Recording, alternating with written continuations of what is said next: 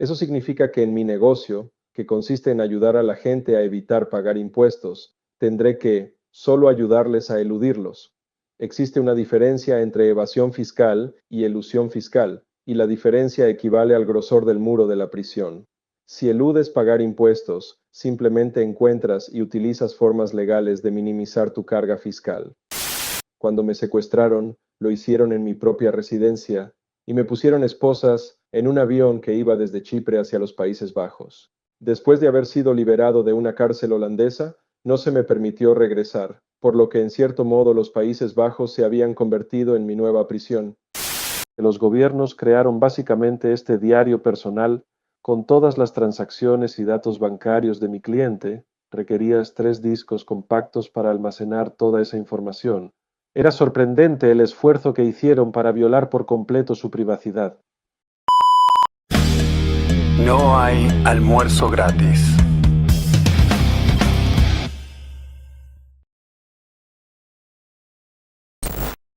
Hola, hola gente, bienvenidos a No hay almuerzo gratis, nuevo episodio. Hoy tenemos un invitado distinguido, yo diría, a diferencia de todos nosotros. Me dijo Seba, es el mejor abogado del mundo. Yo a Seba le creo, así que le dije, Seba, tráelo, y acá está el señor Twan Manders. Él se presenta de la siguiente manera en su propio sitio web, así que no voy a inventar nada. Escuchen. Nacido en 1969, es un abogado, empresario y antipolítico holandés reconocido por su experiencia en evasión fiscal, planificación patrimonial, protección de activos y formación y gestión de empresas y fideicomisos. Como director de, y acá voy a hacer una carnicería, Hags Juristen College, Manders se ha ganado una reputación sobresaliente asesorando a más de 7.000 empresas en total. La firma inicialmente se hizo famosa por asesorar a aproximadamente 6.000 objetores de conciencia sobre cómo evitar el servicio militar. A lo largo de su carrera, Manders ha sido un firme defensor de los principios libertarios, ejerciendo como líder político del Partido Libertario en los Países Bajos desde 1994 hasta 2016 y participando en las elecciones nacionales. Twan Manders, bienvenido, es el abogado que todos queremos tener, obviamente, ¿no? Primera pregunta, ¿qué problemas le trajo, si es que le trajo problemas, mantenerse fiel a sus principios? Alguien dijo una vez que los principios son caros, y eso también ha sido cierto en mi vida. ¿Por dónde puedo empezar? Creo que lo haré mencionando el libro How I Found Freedom in an Unfree World, es decir, cómo encontré la libertad en un mundo no libre, el cual fue escrito por Harry Brown. Ese fue el primer libro libertario que leí. Lo encontré muy inspirador e influyó profundamente en mi pensamiento e incluso en la elección de mi carrera. Ese es un libro que le recomiendo encarecidamente a todo el mundo. Puedes encontrarlo en YouTube en forma de audiolibro y escucharlo de forma gratuita. Es muy difícil resumir un libro tan bueno en unas pocas palabras, pero de todos modos intentaré hacerlo. Básicamente, lo que dice en su libro es que hay 2 formas de perder tu libertad. La primera es cuando te rodeas de personas que no te aceptan como eres, que intentan presionarte para que hagas cosas que no quieres hacer o para que no hagas las que sí quieres. Dice que la solución a eso es encontrar otras personas con las que rodearte, como otros amigos, otros colegas, otros clientes u otros empleadores. Personas que te acepten como eres y que no sientan la necesidad de controlarte, que no sientan la necesidad de impedirte hacer lo que quieres u obligarte a hacer lo que no quieres. Por supuesto, es especialmente importante la elección de tu pareja de vida. Solo necesitas una, así que búscala con cuidado. Tienes que encontrar a alguien que no sienta la necesidad de restringirte. En cierto modo, esa es la parte más fácil, porque aunque puede ser psicológicamente difícil para muchos, adaptarse a esta forma de pensar es algo que está completamente bajo tu control. Si lees el libro y lo entiendes, y comprendes sus principios y los pones en práctica, tendrás éxito. Luego hay otra forma en que se puede restringir la libertad, y es a través del gobierno. Ese es un problema más difícil de resolver. No es tan fácil evitar las restricciones que te impone el gobierno. Sin embargo, hay cosas que puedes hacer. Una de las cosas que puedes hacer es encontrar lagunas. Me refiero a encontrar formas inteligentes de evitar las leyes y regulaciones y evitar los impuestos dentro de los límites de la ley, porque las lagunas legales simplemente existen, de modo que solo necesitas estudiarlas, encontrar cuáles son y usarlas a tu favor. Esa es una forma de aumentar tu libertad. Puede que ya lo sepan, pero esa fue básicamente mi elección profesional. Elegí ayudar a las personas a evitar al gobierno, especialmente los impuestos, encontrando lagunas legales y formas legales de eludirlos. Otro consejo que da How I Found Freedom in an Unfree World es que las cosas que quieres hacer pueden estar prohibidas en el país en el que estás ahora, pero no estás obligado a quedarte allí. En primer lugar, puedes ir a otro lugar donde lo que quieres hacer sea legal. Por ejemplo, si quieres conducir un coche a 200 kilómetros por hora, en Alemania puedes hacerlo legalmente. Y si quieres consumir cannabis, también hay muchos países donde es legal en la actualidad. Así que puedes ir a otros países para hacer aquello que quieres. Y esto aplica para muchas cosas en la vida. Muchas cosas que están restringidas en tu país de origen o en el lugar que te encuentras ahora, están permitidas en otros sitios. El autor también recomienda convertirse en un viajero perpetuo. Hoy en día, a eso se le llama ser nómada digital. Pero él escribió este libro en 1973, así que en ese momento no existía ese concepto, pero sí términos como viajero perpetuo o turista permanente. Él argumenta que si no permaneces en un país el tiempo suficiente como para convertirte en residente, y te vas mientras aún eres turista, eso supondrá muy pocas restricciones para ti, porque la mayoría de los impuestos no se aplican a los turistas, sino a los súbditos, ciudadanos y residentes. Lo mismo aplica para las leyes de asistencia escolar obligatoria, las cuales se imponen a los residentes pero no a los turistas. Un turista no tiene que llevar a su hijo a una escuela pública a las 8:30 de la mañana ni está sujeto a un castigo si no lo hace. También así con el reclutamiento militar. Los turistas normalmente no son reclutados por el ejército. Solo los ciudadanos están sujetos a eso, y a menudo hay una exención para los ciudadanos que residen en el extranjero. De modo que existen todos estos deberes y restricciones que se imponen a los ciudadanos o a los residentes que no se les exige a los turistas cumplir.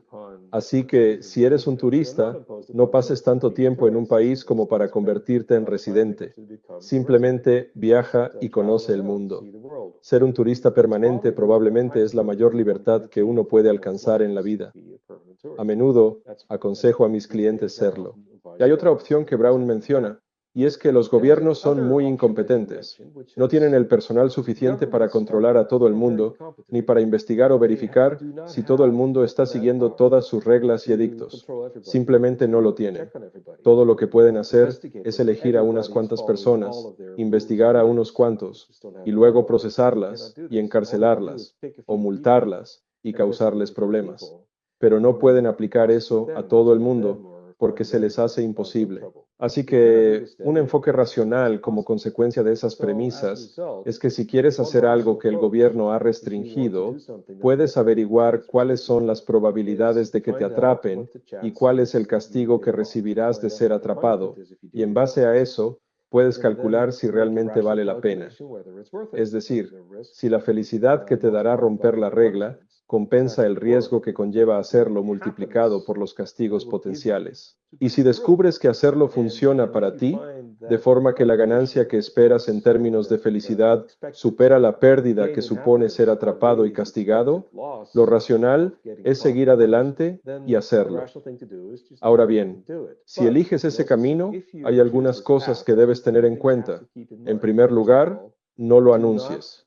No te unas a algún tipo de grupo de protesta para decirle al mundo que vas a infringir esta regla, porque es cierto que el gobierno tiene recursos y personal limitado, pero si lo haces público seguramente utilizarán su escasa mano de obra en tu contra para convertirte en un ejemplo para los demás. Y eso es lo último que quieres provocar. Así también dice, ya que estoy escribiendo este libro y publicándolo, básicamente he perdido mi opción de hacer eso, porque ahora estoy en el centro de atención. Y el precio que tendré que pagar por escribir este libro es que tendré que cumplir la ley. Y también dijo, He decidido que esto vale la pena. Creo que el placer que me da escribir y publicar este libro y el dinero que ganaré publicando libros compensan eso. Cuando leí esto, mi reacción fue, bueno, creo que estoy de acuerdo con él en casi todo lo que escribió y creo que tomaré la misma decisión. Así que, en otras palabras, me gusta publicar y difundir mis ideas, dar entrevistas a la prensa. No me gusta restringirme en dar mi opinión. Me gusta opinar sin importar lo controversial que sea lo que tengo que decir. No importa a cuántas personas pueda hacer enojar, ni cuántos burócratas o políticos me odien por eso. Soy el tipo de hombre al que le gusta decir lo que piensa y decirle mis verdades al poder. Y disfruto siendo políticamente activo. Disfruto participando en elecciones y postulándome como candidato y hablando con la prensa y dando entrevistas. Y el precio que debo pagar por vivir una vida en el centro de atención es que también tendré que seguir la ley. Eso significa que en mi negocio, que consiste en ayudar a la gente a evitar pagar impuestos, tendré que, literalmente, solo ayudarles a eludirlos. Como ya sabrán, existe una diferencia entre evasión fiscal y elusión fiscal, y la diferencia equivale al grosor del muro de la prisión. Si evades impuestos, estás cometiendo un delito y te pueden atrapar, castigar y encerrar en una jaula. Si eludes pagar impuestos, simplemente encuentras y utilizas formas legales de minimizar tu carga fiscal. Así que he decidido dedicar mi carrera a la elusión fiscal, a encontrar formas de ahorrar legalmente en tus impuestos. Para mí era bastante obvio que habría muchos burócratas y políticos a los que no les gustaría lo que yo estaba haciendo. Así que decidí que trazaría una línea justo donde comienza la evasión fiscal, por lo que estoy feliz de ayudar a cualquiera que necesite mis servicios. Pero siempre estudiaré cuidadosamente dónde está la línea entre evasión y elusión, y me aseguraré de que cualquier consejo que dé esté dentro de los límites de la ley, y cualquier estructura en la que asesore, colabore o que establezca para mis clientes también cumpla con esos mismos criterios. Lo que por supuesto en cierto modo es un gran dolor de cabeza, pero decidí que vale la pena hacerlo. De todos modos, es bastante difícil dirigir un negocio exitoso ayudando a las personas a evadir impuestos. Probablemente sea solo cuestión de tiempo hasta que te atrapen y te encierren de todos modos.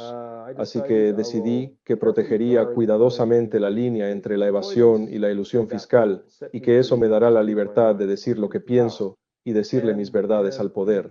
Siempre me he considerado una persona con una muy sana desconfianza hacia el gobierno. Tengo una sospecha muy saludable con respecto a él. Así que pensaba que había muy pocas personas en el mundo que confiaran tan poco en el gobierno como yo, pero luego descubrí que seguía confiando demasiado en él. En retrospectiva, llegué a la conclusión de que fui ingenuo. Pensé que, como yo cumplía la ley, ellos también tendrían que cumplirla. Pensé que como no estaba infringiendo ninguna ley, sino que solo estaba ayudando a la gente a eludir impuestos legalmente, no había nada que pudieran hacer al respecto y que simplemente tenían que aceptarlo. Podían investigarme, pero las investigaciones demostrarían que yo cumplía la ley, por lo que estaba a salvo.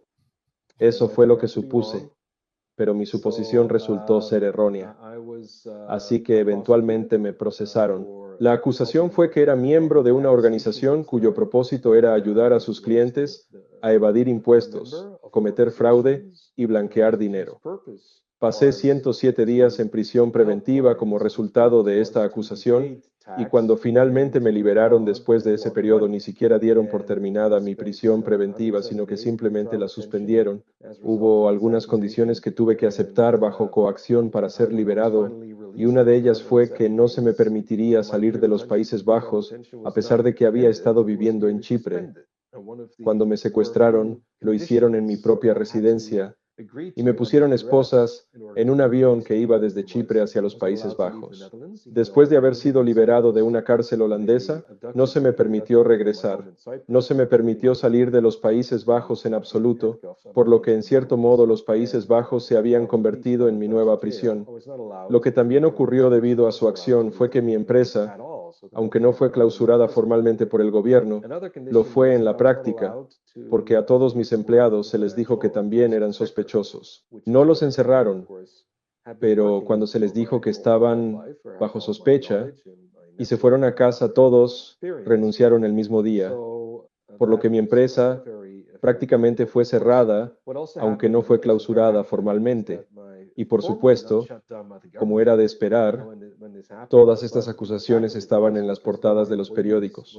5 años después, cuando finalmente tuve lo que yo más que mi día llamaría mi semana en el tribunal, porque fue un mega caso, un caso de una semana entera, había prensa involucrada, y estamos hablando de casi 5 años después de que todo esto comenzara y fui absuelto de todos estos cargos graves. De hecho, no solo fui absuelto, sino que el fiscal que me acusaba ni siquiera apeló la absolución, y eso es algo muy inusual. En cualquier megacaso que dure una semana, del que la prensa está informando, si los fiscales pierden, siempre apelan. Pero no lo hicieron en mi caso porque no había ni una sola pizca de evidencia, cosa que el tribunal dejó por escrito en su decisión de absolverme. De todos modos, aunque 5 años después finalmente fui absuelto, durante el transcurso de esos años fui acusado de todos estos horribles crímenes, y durante la mayor parte de ese tiempo no se me permitió trabajar en mi campo, y obviamente mi reputación sufrió bastante, así que todo esto también me llevó a la bancarrota. Para hacer corta una historia que en realidad es bastante larga, algo que confieso no es mi fuerte. Si ganas un caso penal contra el gobierno, aun si eres absuelto, de alguna manera todavía puedes considerar que has perdido. Y desde la perspectiva de la autoridad fiscal y del propio fiscal que llevó la acusación en mi contra, mi caso resultó ser una situación de ganar-ganar, porque incluso si pensaban que había alguna posibilidad de que yo fuera condenado, lo cual habría sido una victoria aún mayor para ellos, aún perdiendo, ganaron de alguna manera. En conclusión, aun cuando fui absuelto, aunque no llamen un castigo formalmente a lo que me hicieron, fui castigado. De hecho, me castigaron de forma muy severa. Eso desalentó mucho a la gente de hacer negocios conmigo. Asimismo, desalentó mucho a la gente de usar mis servicios o cualquier servicio de ese tipo, e incluso cualquier forma de elusión fiscal, porque la gente se asustó. Y por supuesto, ellos me causaron mucho daño. Así que diría que desde su lado de la cancha, mi caso representó una situación donde todos ellos ganaban. So you were not compensated in any way? Esa es una buena pregunta. Como suele ocurrir en casos como estos, acumularon muchos cargos, uno sobre otro. Presentaron 4 cargos diferentes y me absolvieron de 3 de ellos, pero me condenaron a 100 horas de servicio comunitario por el cuarto, el cual era una infracción menor de la ley sobre empresas fiduciarias gubernamentales. La norma por la que me condenaron decía algo así como: está prohibido participar en actividades orientadas a la prestación de servicios fiduciarios por parte de una empresa fiduciaria que tenga su sede en un país que no esté en la lista blanca de nuestro ministro y que no tenga una licencia del Banco Central holandés para participar en servicios fiduciarios. Esa fue una norma que probablemente fue escrita solo para condenarme. De hecho, soy la única persona que ha sido condenada por violar esta norma, la cual obviamente contraviene el Tratado de la Unión Europea que garantiza la libre circulación de servicios. Así que apelé la sentencia de 100 horas de servicio comunitario, no porque no quisiera hacerlo, sino porque ni siquiera me lo permitían, ya que en su opinión, 2 horas de trabajo comunitario son tan horribles como 25 horas de estar sentado en una celda.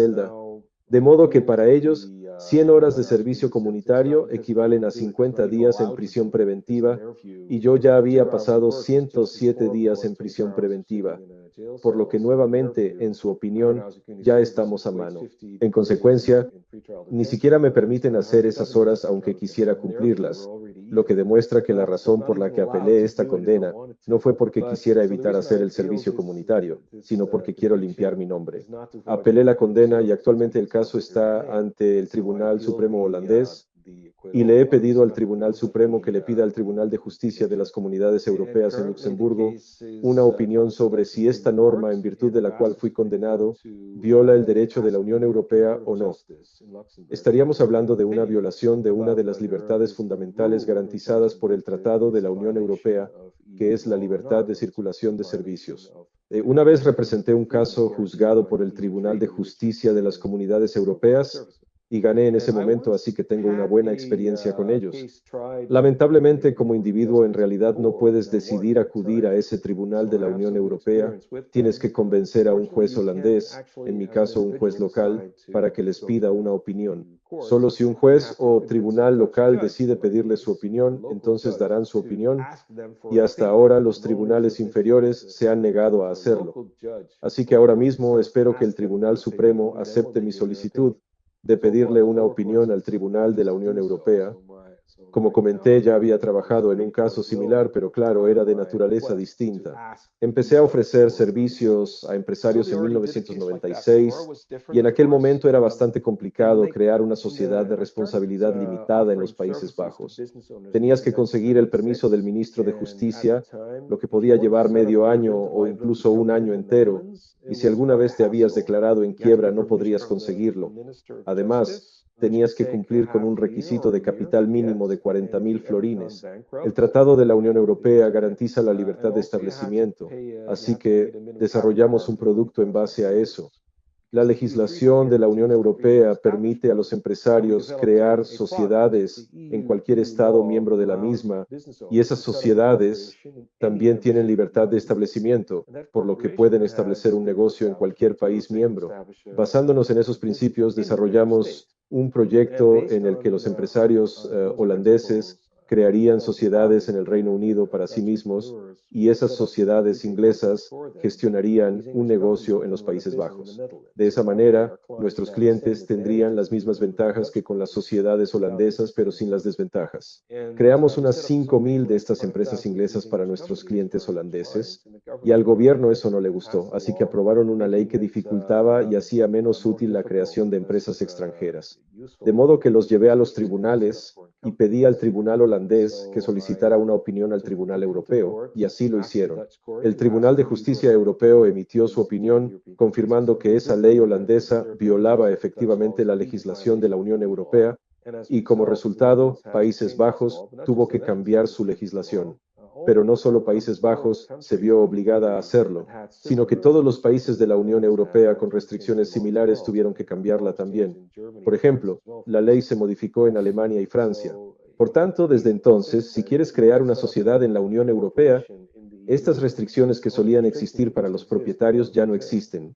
¿Cree usted que nos podremos liberar en algún momento de esta burocracia, toda esta arbitrariedad, de estas injusticias? ¿Y cuál es la vía? Si la vía política usted la considera válida, porque tengo entendido que formó parte del Partido Libertario allí en Holanda.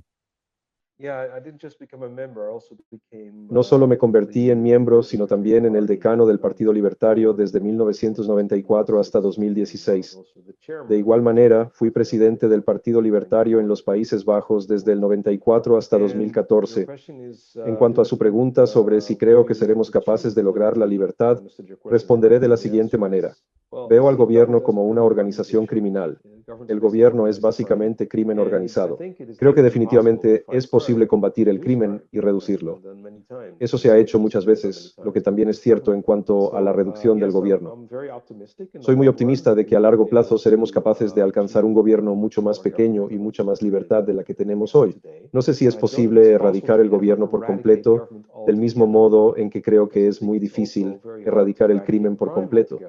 Siempre habrá algunos criminales, siempre habrá algunos crímenes. Por supuesto, el gobierno no es una organización criminal cualquiera, es una organización criminal muy exitosa que ha logrado convencer a mucha gente de que en realidad es legítima. Y asimismo, ha logrado convencer a las personas de que no es una organización criminal en absoluto, aunque en efecto lo sea. En ese sentido, ha tenido un gran éxito. Así que creo que pasará bastante tiempo antes de que la mayoría de la gente se dé cuenta de que el gobierno es esencialmente crimen organizado, pero creo que nuestro movimiento está creciendo. El movimiento libertario solía ser extremadamente pequeño en los años 50. Casi no había libertarios en ninguna parte. Murray Rothbard bromeó con que todos los libertarios de los Estados Unidos cabían en su sala de estar. Y por supuesto, desde entonces nuestro movimiento ha crecido bastante y ahora hay millones de estadounidenses que votan por los libertarios. Eso no significa que todos ellos sean necesariamente anarcocapitalistas, incondicionales, pero al menos les gustan las opiniones libertarias lo suficiente como para votar por el Partido Libertario, lo cual es una muy buena señal. Durante la candidatura de Ron Paul en 2012, se realizó una encuesta en la que se le preguntó a la gente, si tuviera que elegir hoy entre Mitt Romney, Obama y Ron Paul, ¿a quién elegiría? El 70% de la gente respondió que elegiría a Ron Paul. Fue un resultado bastante interesante. Nuestro movimiento está creciendo y, por supuesto, por primera vez, hemos tenido un presidente libertario elegido en Argentina que realmente se considera anarcocapitalista. Eso es una novedad. Soy optimista y creo que las cosas cambiarán para mejor. Otra cosa que me hace ser optimista es que en los años 30, el socialismo, el comunismo, el nacionalsocialismo y el fascismo eran extremadamente populares en todo el mundo occidental. De hecho, se volvieron muy populares en todo el mundo y fue un periodo muy angustioso en nuestra historia. Durante un tiempo pareció que estos colectivistas iban a tomar el poder, y en muchos países lo hicieron. La mitad de la población mundial vivió bajo el comunismo durante décadas. Pero los fascistas y los nacionalsocialistas fueron derrotados en su mayoría en 1945.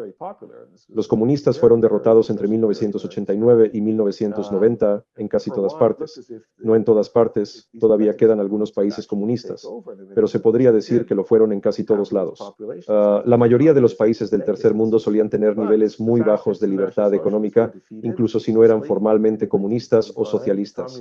Durante muchas décadas tuvieron políticas extremadamente malas y extremadamente restrictivas. Eso ha cambiado. Después de que el comunismo perdiera en casi todas partes en el periodo entre 1989 y 1991, la mayoría de los países en el tercer mundo que no eran comunistas también decidieron ser más libres, aumentaron su nivel de libertad económica y como resultado los países del tercer mundo se han vuelto mucho más prósperos y el problema de la pobreza global ha disminuido de forma bastante sustancial.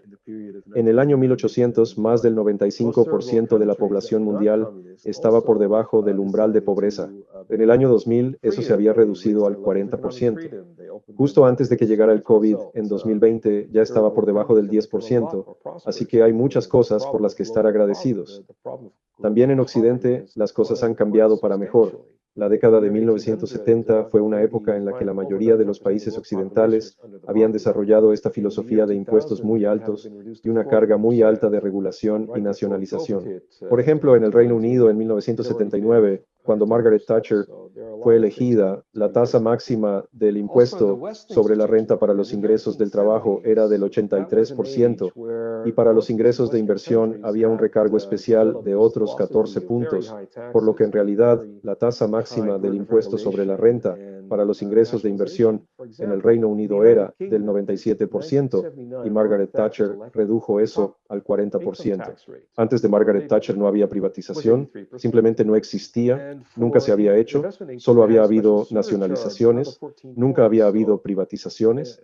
Ella hizo la primera privatización en la historia mundial a principios de la década de 1980. Cuando Ronald Reagan fue elegido en 1980, la tasa máxima de impuestos sobre la renta en Estados Unidos era del 70% y había sido incluso más alta. Con Eisenhower había sido de más del 90%. Ronald Reagan la redujo al 28%. La desregulación tampoco existió realmente hasta mediados de los años 70. Nadie la había hecho nunca. La primera desregulación seria fue con Jimmy Carter a finales de los años 70, cuando desreguló la industria aérea y la industria del transporte por carretera. Después, Reagan desreguló un poco más, por lo que ese también ha sido un cambio significativo. En 1980, el tipo medio del impuesto sobre la renta corporativa era del 48% y hoy en día es de alrededor del 22%. En 1980, el tipo medio del impuesto sobre la renta para las personas físicas era del 68% y ahora el promedio es de algo así como el 44%, lo que sigue siendo demasiado alto, pero comparado con el nivel de 1980 se ha reducido significativamente. Hace 50 años en Estados Unidos casi no había estados que garantizaran un permiso de porte de armas, lo que significa que ante una solicitud para portar armas, el gobierno tiene que darte el permiso a menos que tengas antecedentes penales o algún problema psicológico o psiquiátrico. Eso implica que tienen que darte una razón objetiva para denegarte el permiso de portar armas, y si no pueden argumentar alguna de esas razones, están obligados a concedértelo. Eso es llamado shall issue. En esa época casi no había estados con esa legislación. Solo había 3 estados que lo tenían, y solo había un estado, Vermont, que consagraba el porte a nivel constitucional. De ahí viene el término Vermont Carry. Ahora es completamente al revés. Solo hay 3 estados que se rigen por May Issue, un término que refiere a que el permiso para portar armas puede ser denegado sin ninguna razón. En la actualidad, 22 estados consagran el porte constitucional, lo que significa que no necesitas un permiso de porte de armas. El resto tienen Shall Issue, por lo que el panorama ha cambiado bastante. Si nos fijamos en la legislación sobre el cannabis, se ha liberalizado bastante en muchos países, incluso en Estados Unidos, que siempre ha sido y sigue siendo, en cierto modo, el peor país en lo que se refiere a la guerra contra las drogas. Pero incluso en Estados Unidos, la mayoría de los estadounidenses ahora viven en estados en los que el cannabis se ha legalizado, incluso con fines recreativos. Así que sí, hay muchas cosas por las que ser optimistas, y en parte son cosas que hemos ganado. Por supuesto, también hay algunas cosas negativas que están sucediendo, como el estado de vigilancia permanente, y puedo dar muchos otros ejemplos de cosas que no van tan bien, pero a largo plazo soy optimista. ¿Y usted también es optimista respecto a Europa? A largo plazo sí, aunque a corto plazo soy un poco pesimista respecto de la Unión Europea porque, por desgracia, ha tenido mucho éxito en la centralización. Tengo una pregunta al respecto. El famoso caso Somerset en Inglaterra abolió la aplicación de la esclavitud. Ahora bien, usted mencionó su historial previo de derrotar al gobierno holandés como individuo utilizando la ley de la Unión Europea y de haber obligado al gobierno a modificar su legislación interna. ¿Cree que sería posible lograr que los tribunales superiores internacionales, como el Tribunal Europeo de Derechos Humanos o la Corte Interamericana de Derechos Humanos, que se encuentra en mi país natal, en Costa Rica, concluyan que los impuestos van en contra de los derechos humanos? No, creo que eso es extremadamente improbable, al menos en el futuro previsible, pero ha habido algunos casos en los que se ha comprobado que algunos impuestos violan los derechos de propiedad, como en los Países Bajos, que desde el año 2000 tienen un impuesto sobre la renta sobre los ingresos por inversiones basado en un rendimiento ficticio de la inversión. Y mucha gente ha demandado al gobierno con éxito, y los tribunales han decidido que cuando el gobierno te grava en base a una tasa ficticia del rendimiento de tu inversión, la cual resulta ser mucho más alta que el rendimiento real de la misma, se está ante un caso de violación de los derechos de propiedad y el gobierno holandés ha tenido que cambiar su política. Ahora los holandeses pueden elegir entre pagar impuestos en base a su rendimiento real o sobre el rendimiento hipotético de la inversión. Eso va a cambiar nuevamente y esa segunda opción va a desaparecer. En el futuro nos obligarán a pagar impuestos sobre el rendimiento real de nuestras inversiones, tal como ellos lo definieron, lo que significa que no compensan la inflación. Pero aún así, a veces ocurre, sí. A veces se puede conseguir que se anule un impuesto individual. En Estados Unidos ocurrió lo mismo también. Durante la Guerra Civil, Abraham Lincoln introdujo un impuesto sobre la renta, y una vez terminada la guerra, el Tribunal Supremo decidió que dicho impuesto violaba la Constitución estadounidense. A veces se pueden lograr algunas victorias en este sentido, pero una erradicación total y absoluta de todos los impuestos en la que los tribunales decidan que todo impuesto viola los derechos de propiedad y por tanto deben abolirse los mismos, bueno, creo que eso llevará como mínimo unas cuantas décadas antes de que podamos verlo. Me disculpo por interrumpir, pero la razón por la que mencioné esto es porque, ya que mencionaste la ley de los Estados Unidos, está el famoso caso Marbury versus Madison sobre la revisión judicial. Cuando leí por primera vez la Constitución de los Países Bajos y llegué al artículo 120 que dice, los jueces no revisarán la constitucionalidad de las leyes, pensé, no hay ningún recurso aquí para confrontar al gobierno, salvo la ley de la Unión Europea. Por lo que, de salir de la Unión Europea, de hecho, desempoderaría a los individuos, al menos en términos de poder demandar al gobierno por violentar derechos fundamentales. Bueno, no se trata solo del Tratado de la Unión Europea. En el sistema jurídico holandés, cualquier tratado internacional prevalece sobre las leyes nacionales holandesas, por lo que siempre que hay un conflicto entre alguna ley nacional holandesa y algún tratado internacional, el tratado siempre tiene prioridad. No se trata solo del Tratado de la Unión Europea, sino de todos los tratados internacionales, incluidos todos los tratados de derechos humanos de las Naciones Unidas y el Tribunal Europeo de Derechos Humanos. Pero estoy de acuerdo contigo en que salir de la Unión Europea tiene tiene sus desventajas, también sus ventajas. Hay pros y contras, hay que sopesarlos. No soy ciego a los beneficios que nos ha traído la Unión Europea, pero esos beneficios nos los ha traído en su mayoría antes de 1992. Para ese momento no se llamaba Unión Europea, sino Comunidad Europea, y antes de eso se llamaba Comunidad Económica Europea. En aquellos años su objetivo era establecer la libre circulación de bienes, servicios y de capitales, así como la libertad de establecimiento. Y eso era algo bueno. Estoy totalmente a favor de eso, porque eso significaba restringir la capacidad de los gobiernos para restringirnos. En aquel momento, el proyecto era aumentar nuestras libertades, erradicar principalmente las barreras comerciales. Desde 1992 hemos avanzado muy poco en ese sentido. Todo el progreso que hicimos en esta dirección se hizo en su mayoría antes de 1992. Después de 1992, los burócratas europeos, los eurócratas, decidieron un nuevo proyecto. El nuevo proyecto era la Unión Política, por eso también se cambió el nombre a Unión Europea. Su nuevo proyecto era la armonización y la centralización, y eso por supuesto es horrible. Creo que la verdadera razón por la que somos tan libres como somos, por la que el gobierno no nos restringe más de lo que lo hace, es debido a la competencia entre los gobiernos.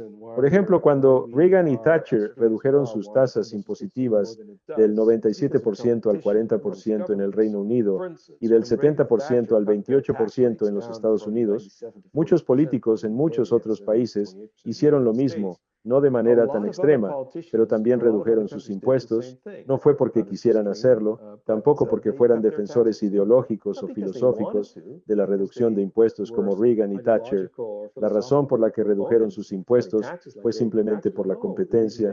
Estaban preocupados por la fuga de capitales, les preocupaba que la gente con talento se mudara o trasladara su capital a través de las fronteras a países con impuestos más bajos, por lo que se vieron obligados a reducir sus impuestos. Los países más libres del mundo son típicamente países que están muy descentralizados o son muy pequeños. Un ejemplo de un país altamente descentralizado es Suiza. Solía estar mucho más descentralizado que hoy, pero sigue estando muy descentralizado en comparación con casi cualquier otro país. Y creo que esa es la verdadera razón por la que la libertad económica es tan alta en Suiza y también la libertad personal, de igual forma que es la razón por la que los impuestos son tan bajos allí. Los impuestos en Suiza son mucho más bajos que prácticamente cualquier otro país vecino en Europa o en cualquier país del noroeste europeo. Y la razón es que casi no hay impuestos federales en Suiza. Los impuestos que existen son impuestos locales, ya sean municipales o cantonales, y estos compiten entre sí. Puede ocurrir que si te mudas de un cantón a otro, tus impuestos aumenten en un factor de 7,5. Este es un ejemplo real con el que me encontré. Estas diferencias pueden ser realmente enormes y como resultado, los suizos pueden mudarse a otro cantón o a otro municipio cuando los impuestos son demasiado altos, y esta competencia es esencial para mantener bajos los impuestos y para mantener baja la carga de la regulación. Estados Unidos fue probablemente el país más libre en la historia de la humanidad antes de 1913, cuando el gobierno federal era extremadamente pequeño y gastaba solo el 2% del ingreso nacional y estaba altamente descentralizado, y los estados competían entre sí por negocios, por talento y por capital. Durante esta era, antes de 1913, el crecimiento económico era extremadamente alto en los Estados Unidos. No es coincidencia que tanta gente se mudara allí durante estos años, porque había tantas oportunidades para mejorar su vida, su bienestar y el de sus familias e hijos. Tampoco es coincidencia que en este período se hicieran muchos inventos de los que todavía nos beneficiamos hoy. Mire todas las patentes que tenía el propio Thomas Alva Edison y todos los inventos basados en la electricidad que se hicieron en esa época. Muchos inventos de los que todavía nos beneficiamos todos los días se hicieron en ese momento en Occidente, y muchos de ellos se hicieron en los Estados Unidos porque había mucha libertad en ese momento. Así que creo que la descentralización es la clave de la libertad. Esa es la clave para reducir los impuestos y una menor carga de regulación. Y después de 1913, Estados Unidos estableció un impuesto federal sobre la renta y una reserva federal, y fue cuando las cosas comenzaron a ir cuesta abajo. Fue cuando cuando el crecimiento económico dejó de ser tan alto como solía ser antes de 1913. Como ejemplos de países pequeños que lo hacen están Mónaco, Liechtenstein, Andorra, San Marino, Luxemburgo, Singapur y Hong Kong, antes de que los comunistas chinos empezaran a arruinarlo todo allí. Todos son ejemplos de países pequeños que lo hicieron muy bien. Lo mismo es cierto para Macao, la isla de Man, Jersey y Guernsey y Bermudas. Los países más ricos del mundo son muy pequeños y tienen impuestos muy bajos y una carga regulatoria muy baja. ¿Por qué tienen impuestos bajos? ¿Por qué tienen una carga regulatoria baja? Porque son tan pequeños que tienen que atraer capital extranjero, tienen que atraer talento extranjero y no pueden darse el lujo de ahuyentarlos. Sienten la presión de la competencia. Por eso soy un gran partidario de la descentralización y por eso soy algo pesimista sobre la Unión Europea, porque desafortunadamente los eurócratas están centralizando y armonizando con éxito las normas, regulaciones e impuestos en Europa. Usted mencionó la Reserva Federal. La base de la libertad económica, yo diría que es la buena moneda, sound money. ¿Cree usted que la estrategia agorista, la llamada estrategia agorista para alcanzar una sociedad libre, es viable ahora que sí tenemos por fin monedas digitales no estatales, incensurables? Yo diría que ya nos han hecho más libres, ya están contribuyendo mucho, ayudan especialmente a las personas en países tiránicos.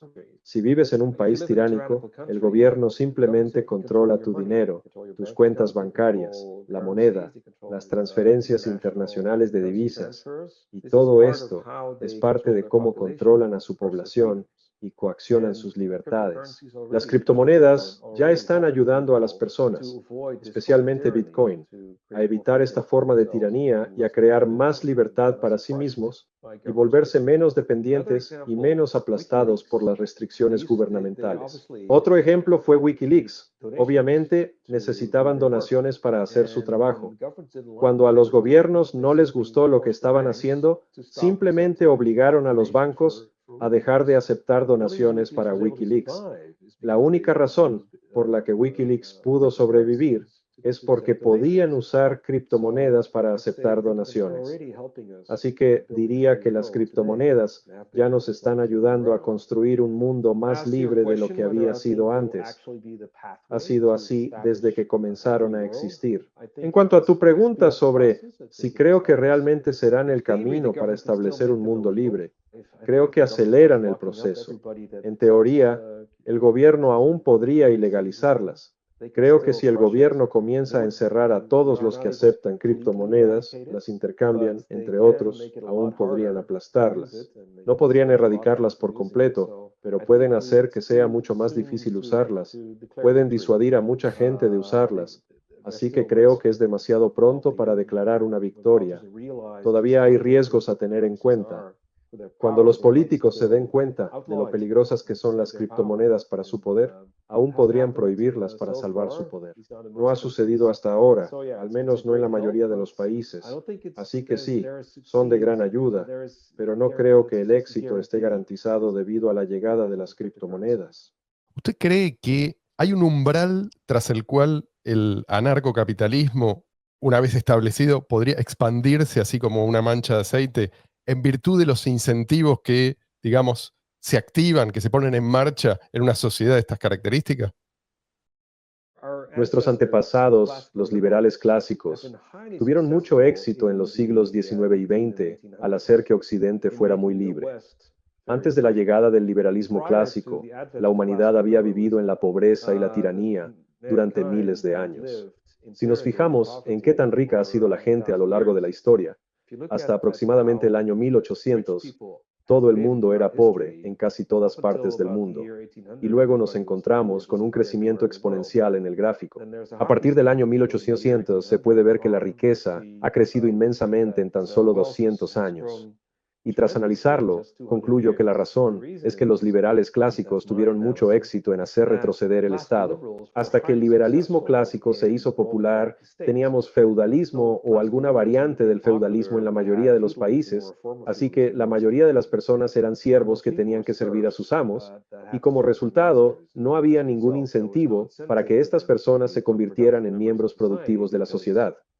Es decir, si eran siervos y por tanto, todo lo que producían en realidad pertenecía a sus amos, ¿por qué molestarse en ser más productivos? Por otro lado, los amos vivían bastante bien robando a sus siervos, por lo que no tenían muchos incentivos para trabajar o volverse productivos.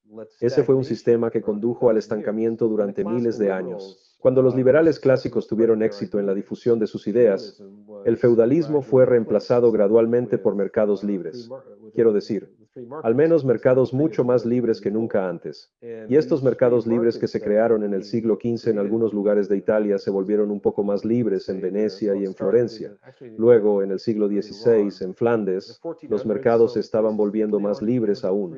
En el siglo XVII, los Países Bajos eran probablemente el lugar más libre en comparación con cualquier otro lugar del planeta.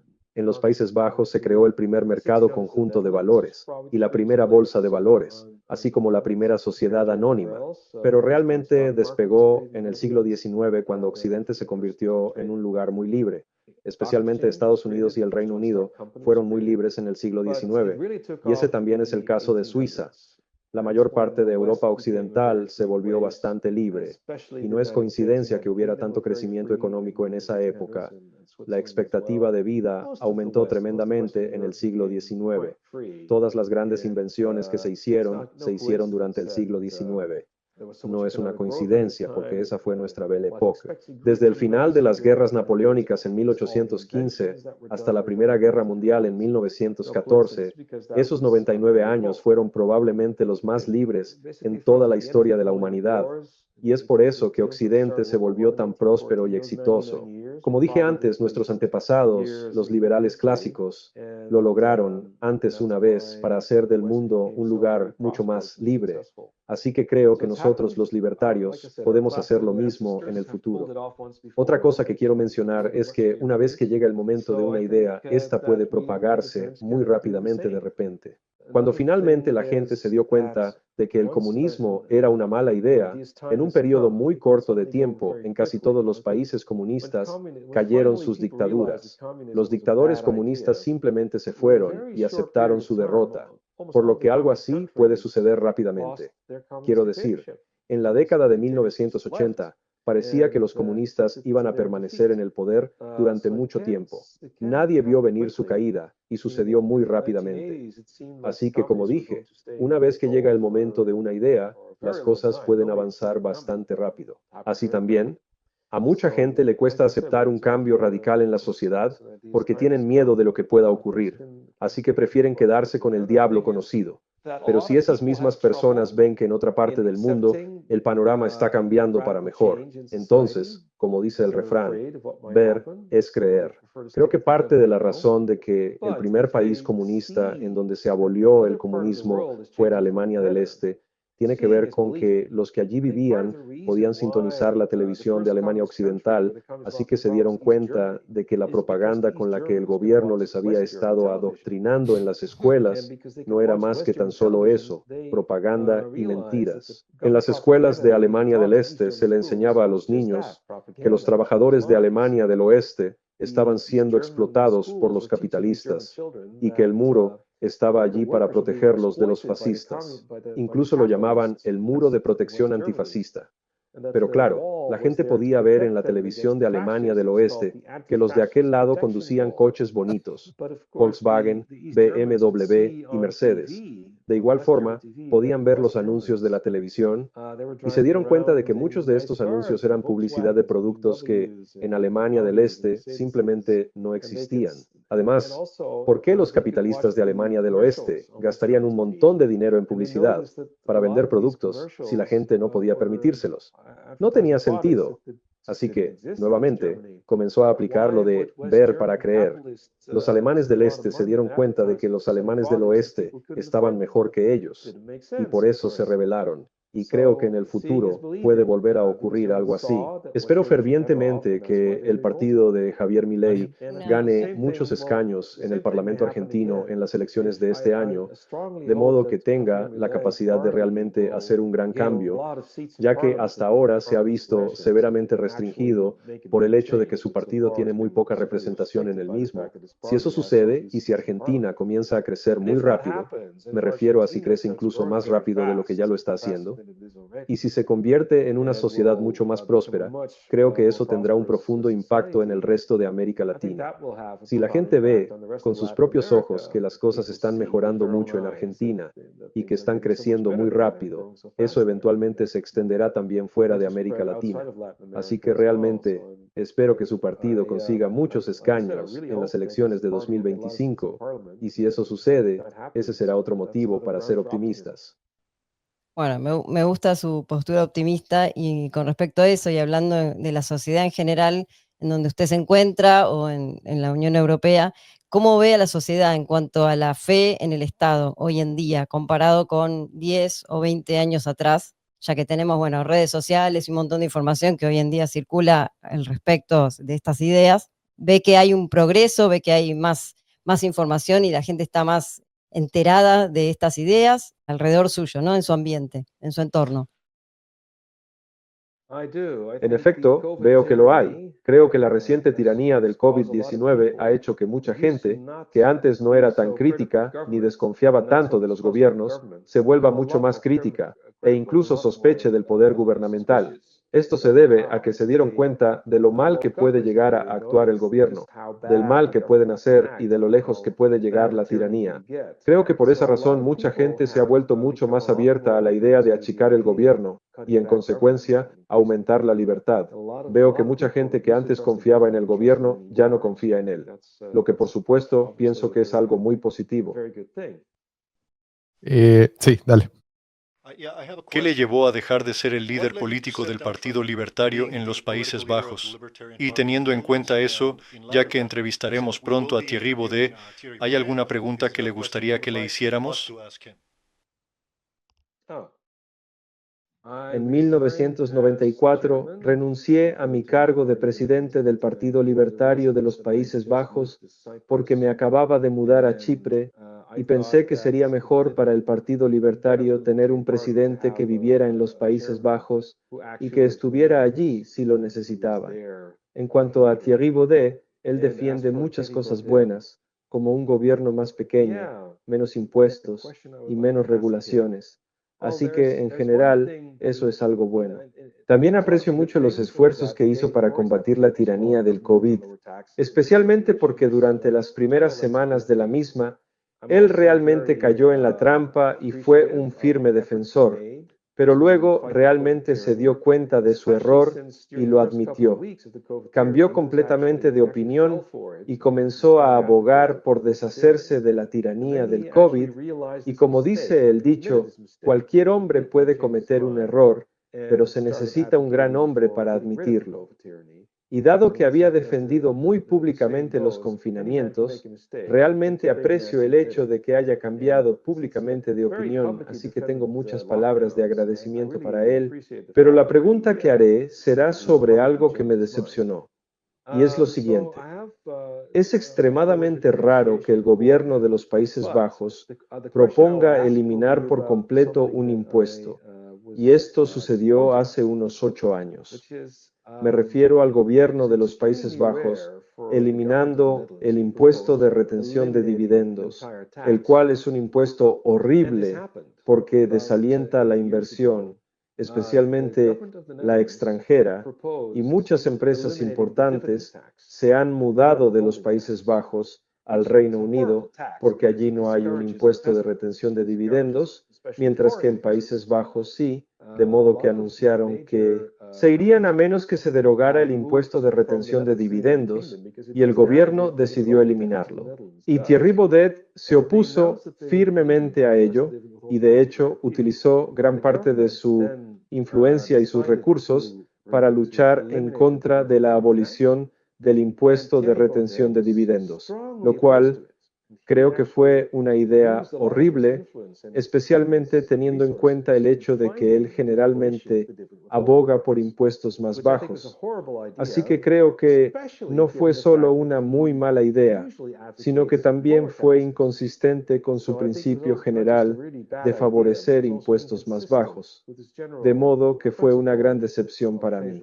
Dicho esto, me gustaría pedirle que reconsidere su posición y dado que una vez admitió haber cometido un gran error, demostrando que es un hombre lo suficientemente grande para hacerlo, me gustaría que admita una vez más que eso fue un error y que abolir el impuesto de retención de dividendos en realidad sería una muy buena idea porque alentaría la inversión, el empleo, el crecimiento y la prosperidad. ¿Usted cree que hay un elemento cultural, es decir, que hay culturas fundamentalmente incompatibles con la existencia de una sociedad libre? Sí, claro, pero también depende de cómo definas la cultura. Obviamente, países como la Unión Soviética tenían una cultura altamente incompatible con la libertad. Lo mismo es cierto en el caso de la Alemania nazi, al igual que para la China comunista e incluso hoy en día China, a pesar de que el nivel de libertad económica ha crecido enormemente desde 1980 hasta hace unos 10 años, ha dado un giro muy malo y ahora están reduciendo la libertad económica y la libertad personal aún más, de modo que sí, desafortunadamente hay muchos países cuya cultura, tal como ha existido en los últimos 100 años, ha demostrado ser incompatible con la libertad. Después del colapso de la Unión Soviética, parecía que Rusia estaba cambiando para mejor, y así fue por una década. Desafortunadamente, Rusia ha cambiado para peor nuevamente y ha vuelto a adoptar una forma de tiranía, ciertamente no tan mala como lo fuera en la Unión Soviética, pero el país ha cambiado para peor en términos de libertad personal en las últimas décadas. Si te refieres a una cultura como la de un pueblo en particular, bueno, la cultura norcoreana obviamente es muy incompatible con la libertad, así que sí, en ese sentido estoy completamente de acuerdo, pero en términos más generales no diría que la libertad es incompatible con la cultura coreana per se. Lo que quiero decir es que Corea del Sur es mucho más libre que Corea del Norte, así como hay muchos chinos en Hong Kong, Singapur y Taiwán, y eran y siguen siendo mucho más libres que en la China continental, es decir, más libres que en la China comunista. De modo que no creo que haya nada en la cultura China per se que sea incompatible con la libertad. Lo mismo aplica para la cultura coreana. Y en cuanto a Alemania, por supuesto, se ha vuelto mucho más libre desde que los nazis perdieron el poder. Así que no creo que haya nada malo intrínseco en la cultura de una determinada nación. Lo mismo puede decirse de Alemania Oriental y Occidental. El gobierno tiene una enorme influencia en la cultura y su actividad realmente puede tener un efecto muy perjudicial en ella. Cuando viajé poco después de que cayera el comunismo, fui desde los Países Bajos en coche, a través de Alemania, Alemania Occidental, Alemania Oriental, Polonia, Lituania, Letonia, hasta Estonia, y pude darme cuenta de que todavía había mucha influencia del comunismo, había este legado, este daño que se había hecho todavía no se había recuperado, y los alemanes del este eran mucho menos amigables con el cliente, menos serviciales, mucho menos educados que los alemanes occidentales, y a medida que me acercaba más a la ex Unión Soviética, eso empeoró aún más. Cuando llegué a Lituania era mucho peor. Quiero decir, esto fue en 1993. Fue hace mucho tiempo. Las cosas han cambiado para mejor desde entonces, pero en ese momento había mucha gente antipática, y no solo gente antipática, sino que las cosas incluso comenzaron a oler peor. Las fábricas comenzaron a oler peor, los autos y camiones también, y los baños, por supuesto, comenzaron a oler peor. Luego conduje hacia Estonia. Cuando entré en Estonia en 1993 fue un shock, porque repentinamente, una vez que crucé la frontera con Estonia, las carreteras eran mucho mejores, casi tan buenas como en los Países Bajos. Las gasolineras eran nuevas y modernas y funcionaban bien. Había tiendas y supermercados que parecían realmente buenos. Y cuando llegué a Tallinn, la capital de Estonia, había muchos de estos edificios muy antiguos de varios cientos de años, de los días de la Liga Hanseática. En lugares como San Petersburgo, que también visité en el mismo viaje, estos hermosos edificios todavía estaban en ruinas y aún tenían que ser restaurados. Pero en Tallinn ya habían sido restaurados, se veían maravillosos, y Estonia se independizó a fines de 1991. La Unión Soviética desapareció, se derrumbó en la Navidad de 1991. Estuve allí en agosto de 1993, y tan solo en 18 meses, este pequeño país había cambiado mucho para mejor. Y la razón era que los estonios tenían un primer ministro, Mart Laar, que era fanático de Milton Friedman. Todos sus asesores le dijeron: estas reformas de libre mercado hay que hacerlas muy lentamente. Hacerlas muy rápido es una muy mala idea, porque si las haces rápido, le ocurrirá lo mismo que a un tren que pasa por una curva demasiado rápido, se descarrilará. El tren tiene que reducir la velocidad para poder pasar la curva. Y Mart Laar escuchó a sus asesores y dijo: agradezco sus recomendaciones, pero en cambio seguiré el consejo de Milton Friedman. Rápidamente empezó a desregular, a reducir los impuestos y a privatizar.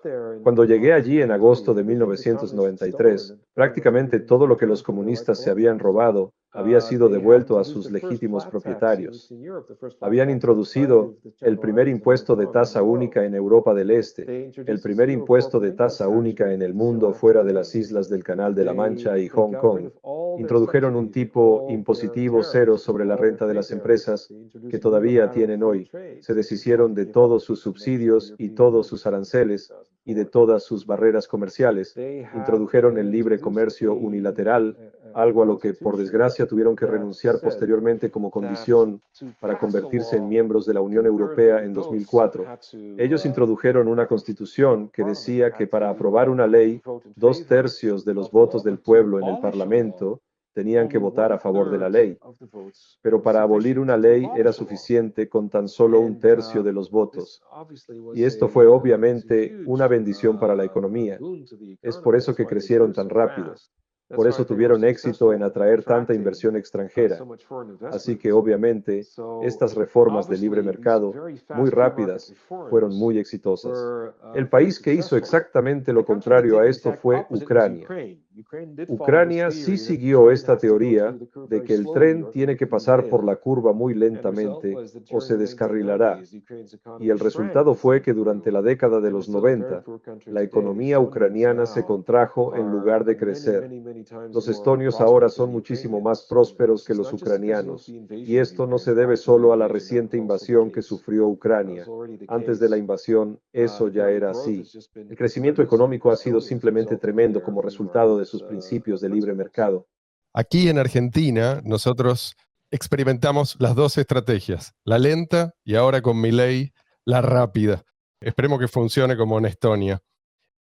Coincide con que, bajo las actuales circunstancias históricas, digamos, no involucrarse en absoluto en política es como algo equivalente a darse por derrotado ante el enemigo, pero antes de tiempo. Al inicio hablé del libro de Harry Browne titulado ¿Cómo encontré la libertad en un mundo no libre?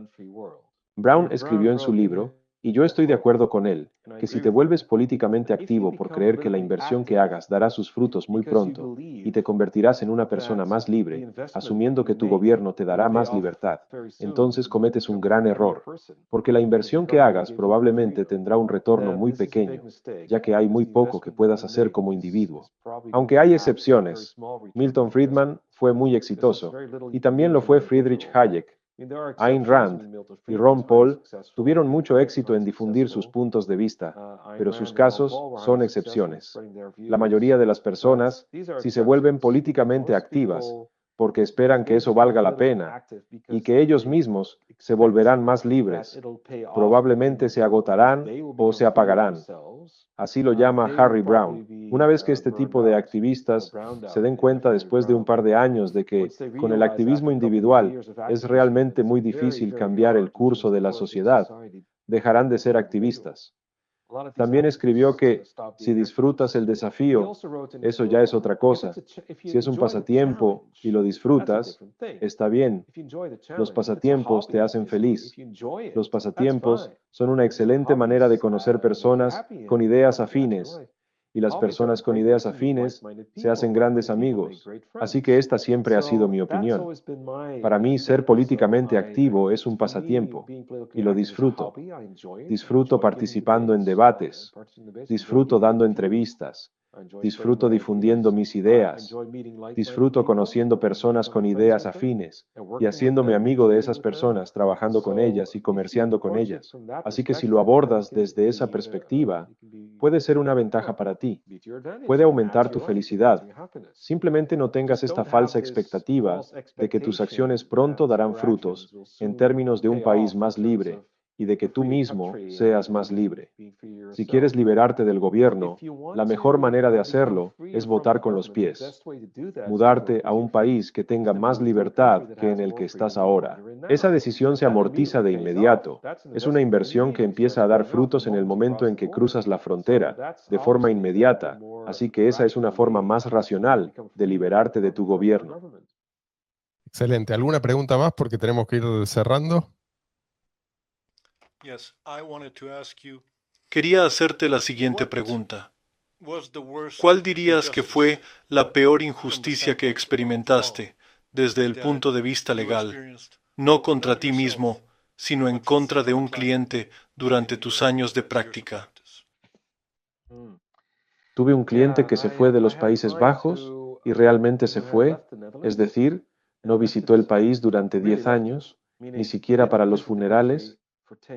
Realmente cortó lazos con los Países Bajos, no tenía un negocio allí, ni hijos, tampoco intereses económicos, no tenía un hogar allí, ni ningún vínculo significativo o negocio en lo absoluto, y el gobierno no le creyó, o al menos dijeron que no le creían, y lo obligaron a declarar impuestos y mantuvieron la posición de que todavía era residente fiscal de los Países Bajos. Mi cliente era un nómada digital y viajaba mucho, así que presentaron una solicitud a 17 países diferentes pidiéndoles ayuda para reconstruir un diario de su vida y rastrear absolutamente todos sus movimientos, acciones y transacciones, y 16 de estos 17 países eran muy leales al gobierno holandés e hicieron un gran esfuerzo para recopilar información, por lo que los gobiernos crearon básicamente este diario personal con todas las transacciones y datos bancarios de mi cliente. Requerías 3 discos compactos para almacenar toda esa información, todos los movimientos de sus tarjetas de crédito, los vuelos de avión, los lugares que había visitado, el trato con sus clientes y proveedores, e incluso su correo electrónico. Era sorprendente el esfuerzo que hicieron para violar por completo su privacidad. Hicieron todo eso como parte de su esfuerzo por demostrar que mi cliente era residente en Holanda. Le quitaron su pasaporte y durante años no pudo viajar más fuera de Europa y le impusieron una factura de impuestos enorme, completamente escandalosa, que incluso si hubiera sido residente fiscal, que en efecto no lo era, no tenía relación alguna con sus ingresos reales. Así que fuimos a los tribunales. Luchamos. Defendimos a este cliente en los tribunales e incluso ganamos. El inspector de Hacienda apeló la decisión del tribunal e incluso se negaron a devolverle el pasaporte. Este caso se prolongó durante muchísimos años y finalmente aceptó pagar el 1% de lo que ellos afirmaban que querían de él y aceptó ese, entre comillas, acuerdo, tan solo para recuperar su pasaporte, finalmente poder viajar de nuevo y terminar con este grandísimo dolor de cabeza. Al respecto quiero decir que, aunque todos los impuestos son, por definición, una especie de extorsión, esta fue la forma máxima de extorsión, porque obviamente sus propias reglas no les permitían cobrarle impuestos a mi cliente, pero simplemente decidieron que iban a extorsionarlo quitándole su pasaporte, y básicamente lo obligaron a pagar el 1% de esa ridícula reclamación tan solo para poder recuperarlo. Tuan, Ha sido un verdadero placer, un lujo contar con su presencia. Quería agradecerle nuevamente por aceptar nuestra invitación. Fue realmente muy interesante, muy instructivo. Traducirle, por favor, Seba, y decirle que si viene algún día por acá, que avise con tiempo y nos comemos un asado. En realidad, estoy planeando asistir a la Liberty International World Conference en Buenos Aires en agosto de este año. Todavía no he comprado un boleto de avión, pero estoy planeando asistir a la conferencia. He escuchado que probablemente Javier Milei será uno de los oradores y me encantaría conocer a otros libertarios en Buenos Aires, ya sea antes, durante o después de dicha conferencia. See you then. Thanks so much.